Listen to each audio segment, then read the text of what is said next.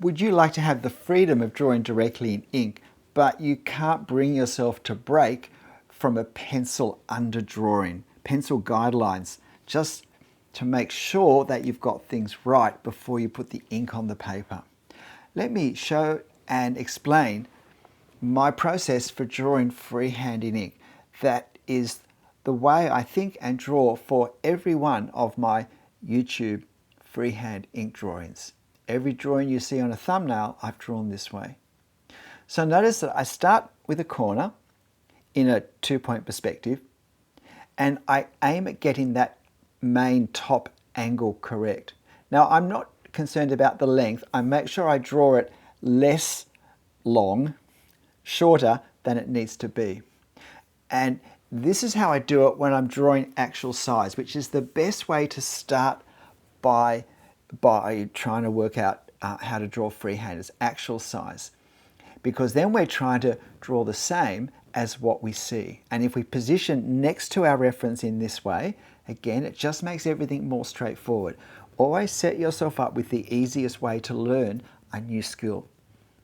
And you can see I've put, but I'm also still putting lines on this reference to help me see the widths, the gaps between different things. And so I've positioned this window, and then I've drawn the space between this window and the door, and I'm going to continue down to the end of the video. So in this way of drawing, it's really important to observe more than we're used to drawing. Sometimes we can get into a bad habit doing a pencil guideline by thinking, oh, I think it's here, I'll check it, I'll erase it if it's not correct. Well, we can't do that. You'll notice I put a lot of dots on the paper.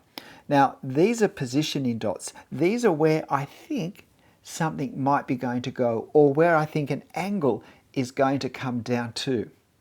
And that lets me just have a look at it, and in my mind, imagine that the window or the end of the building is where I've put the dot. Sometimes I don't think that dot's quite in the right place, and I'll shift it slightly one way or the other, which I've done here with this window. And what you find is that at the end, the dot really isn't noticeable. You'll notice I also, when I did that first window, I did a spray of dots to indicate that shrub that's sitting in front. So I'm reserving the paper there and reminding myself not to put lines in front of it. Now, this is a great way we can check how our proportions are going if we're trying to draw it the same size. So I'm basically on this scrap of paper looking to see how accurate am I, and this is pretty accurate, so that's good to know. And we can do that vertically as well as horizontally. And not as accurate here. I've got my building a little too high. Now, I left it as it is. I could have corrected it at this point if I'd wanted.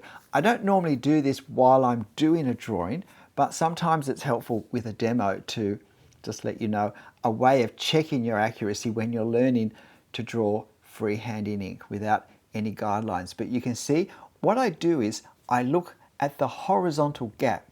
Where we have 2-point perspective, or any plane which is at an angle, and therefore there are angles coming down, I don't look along the angle.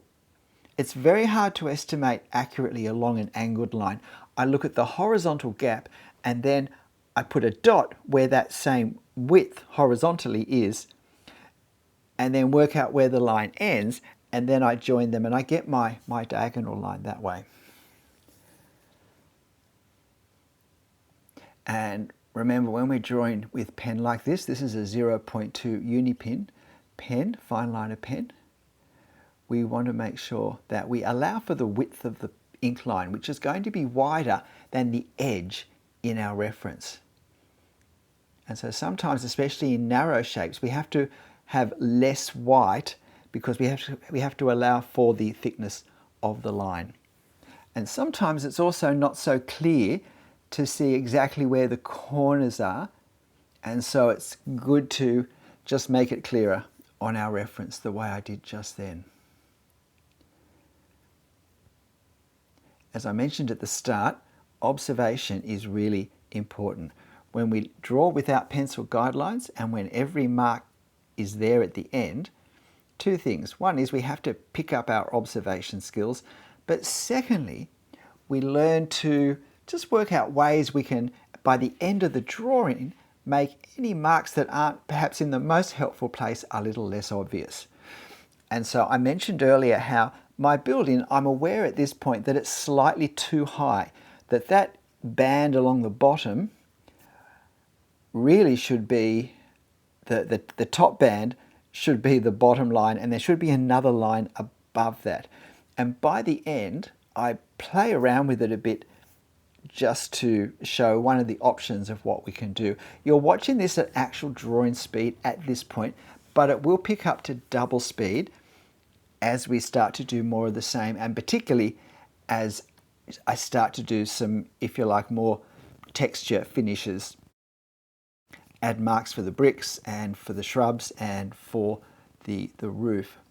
But at this point, I just want to keep it at actual drawing speed so that you can see exactly how I'm positioning the key elements. So I'm now going to put the roof on, and you see what I've done? I've found where that point, that corner is.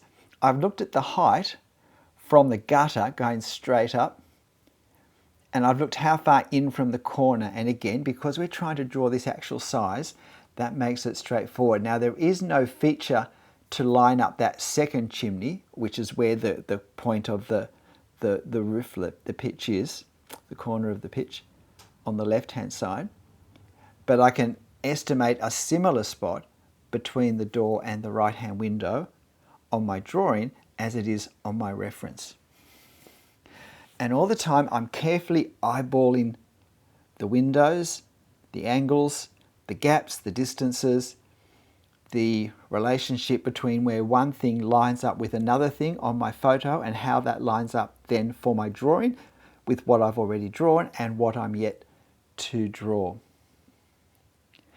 And the order in which we draw things is more important. I have to draw the things that I can draw most accurately in relation to what I've already drawn. And so our starting point depends on what's the most straightforward thing for us to get accurate.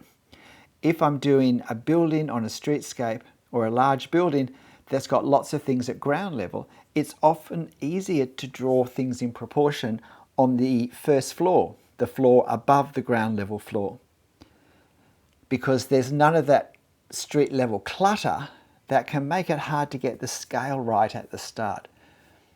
Instead, I often have a clear view of the architecture on that above the ground level floor, and it's easier to do that. And then I can use that to judge the distance from there to the ground and the scale of everything that appears below and then also above. So exactly where we start changes. There are no rules. It's what will give me the best chance of establishing a really accurate starting point, and then I can reference everything else off that starting point.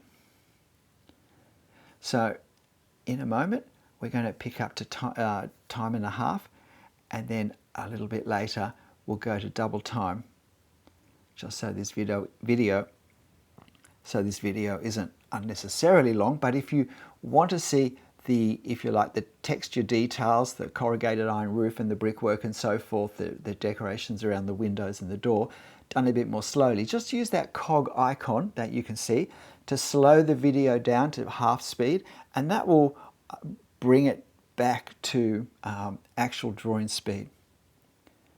So now a few quick marks for this shrub in front, this dirt pile. This house was being renovated, a house in country New South Wales. And so looking at this, I can tell that it feels a bit high for the length, for the width. But I know that my widths are all in proportion from one corner to the other and the windows and the door.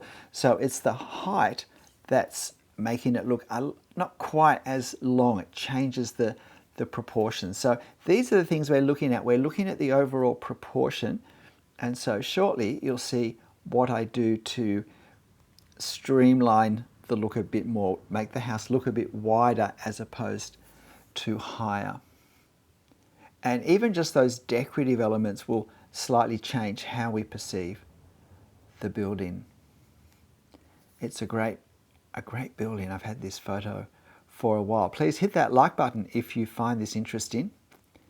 And I have a few more videos on how to draw without pencil underlinings, without pencil guidelines. So have a search on my channel if you're interested in those. So here we have, if you like, the basic shape, the basic outline. And now I'm going to add some of these elements, keeping our angles consistent across the whole front is important. And now we're sped up, I think at this point, half as fast again, rather than double.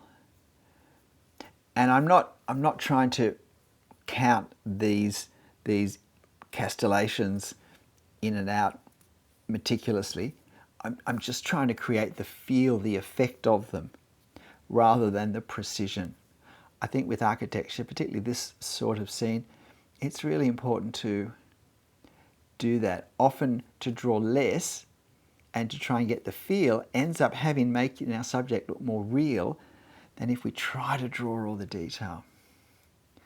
Now that's a terrible line at the bottom of that window because it should actually be sloping the other direction. And I've drawn a line linking the two bottom edges of those two windows to show that the line actually slopes the other way. And I think that's one of the problems with why this isn't looking quite right in comparison to the reference photo. So now we've got, getting pretty fast in the last couple of minutes, we've got some of the foliage and some of the other effects.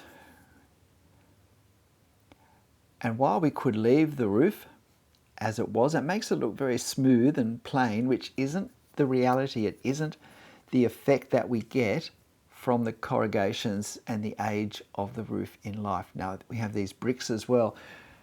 With things such as lines of bricks, they need to follow the perspective angles. They need to fit, to spread their angles between the bottom angle and the top angle of that wall.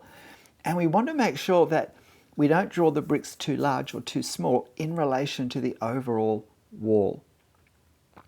We want to keep the scale of the bricks correct, and that probably means with this sort of situation that we really can't draw individual bricks. We're trying to draw the effect of bricks, and what I find works best is to do the horizontal lines such as I have here, but then to use dots rather than try to do the vertical lines, which are very difficult to line up. So I began to do this, and you can see what I'm doing. I've put a second line above, and I've added that hatch in just so that although it creates a different value, a dark value, it does emphasize a longer feel across that front facade, which ties it proportion-wise in more with our reference. So here's my Australian country house drawn without guidelines, and my thinking and my techniques and my method, and even for a good part of it, the speed with which I draw it. Careful observation,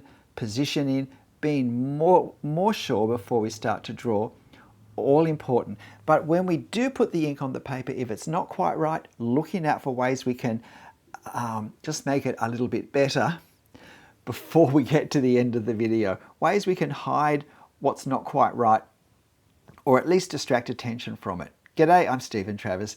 Hope this was helpful. If you've never tried drawing without guidelines, every one of my demos illustrates that. So why not give it a go? You'll find a link to this reference photo in the video description below. But whatever you draw, guidelines or not, make sure you have fun. I'll see you next time. Bye.